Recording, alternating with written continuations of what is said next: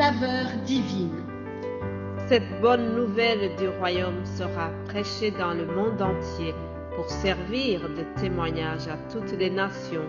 Alors viendra la fin. Ce pain céleste vous est présenté par Immaculée Niraneza.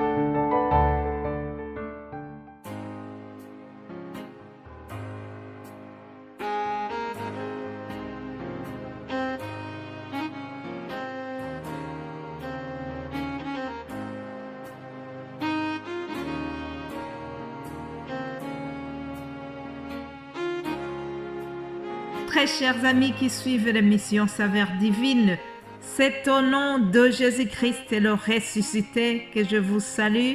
J'espère que vous allez bien là où vous vous trouvez.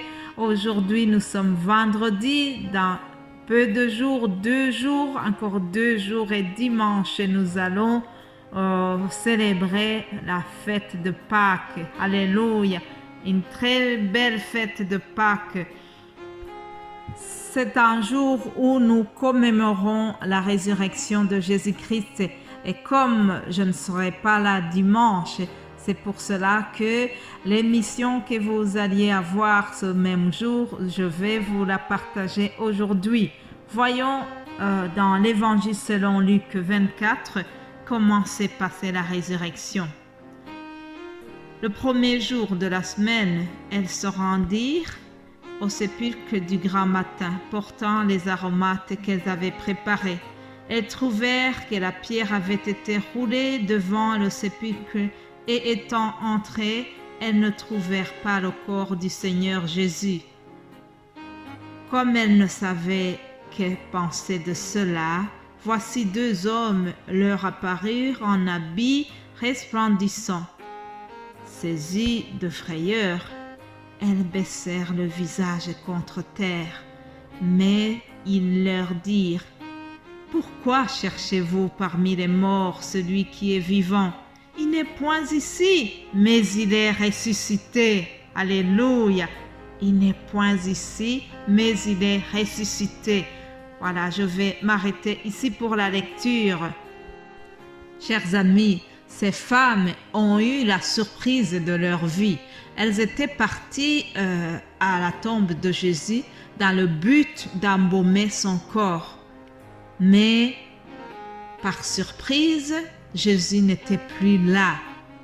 Alléluia. Jésus était ressuscité comme c'était prévu dans les Écritures. Alléluia. Nous pouvons nous imaginer dans quel désarroi elles étaient avant de se rendre au sépulcre. Que ce soit ces dames-là, que ce soit aussi les autres disciples de Jésus-Christ, ils étaient vraiment dans un désarroi total. Mettons-nous un peu dans cette scène, chers amis. Imaginons le dilemme des disciples lorsqu'ils ont appris la nouvelle de la mort de Jésus-Christ. Après avoir passé 3 ans et demi avec eux, Jésus, leur ami, leur maître, était mort. Pour certains, l'espoir de voir le royaume d'Israël restauré était anéanti. Tout ce qu'ils avaient cru semble ne plus avoir de sens. Ils étaient tristes, ils étaient en deuil, comme Cléopas et son ami lorsqu'ils se rendaient à Emmaüs. Ils étaient tristes, ils étaient vraiment découragés, désespérés. Mais soudain, il y a eu un retournement de la situation parce que Jésus est ressuscité. Alléluia. D'ailleurs, c'est le titre de ce message. Il y a eu un retournement de la situation. Jésus est ressuscité. La mort n'a pas pu le retenir. Il est le Seigneur même dans le tombeau. Alléluia. Jésus est le Seigneur. C'est lui qui change les temps et les circonstances. C'est lui qui renverse les projets des ennemis. Oui, Jésus a renversé le projet de l'ennemi. par la puissance de Dieu le Père, Jésus est ressuscité. En effet, Dieu est au-dessus de la mort. Alléluia. Dieu a la souveraineté sur tout. Il a la souveraineté même sur la mort. Oui, notre Dieu, l'Éternel, appauvrit et il enrichit. Il abaisse et il élève. Alléluia. Les anges ont dit à ces dames, « Pourquoi cherchez-vous parmi les morts celui qui est vivant? Il est ressuscité. » Alléluia. Il est ressuscité. C'est notre joie, bien-aimés de Dieu. La résurrection de Jésus-Christ est le centre de l'évangélisation que nous faisons. C'est par elle que nous sommes appelés chrétiens. La résurrection de Jésus-Christ a fait la fierté des apôtres au 1er siècle. Aujourd'hui, il fait notre fierté aussi. Alléluia. L'apôtre Paul a fait une synthèse de son enseignement et il a dit aux Corinthiens, Christ a été enseveli et il est ressuscité le 3e jour selon les Écritures. Il est apparu à Céphas, puis aux 12. Ensuite, il est apparu à plus de 500 frères. Amen. Chers amis, si Christ n'était pas ressuscité, on n'aurait pas existé. Et notre foi serait vaine, comme disait l'apôtre Paul. Mais aussi, nous devons savoir que la résurrection de Jésus-Christ a été l'accomplissement de ce qui avait été écrit sur lui.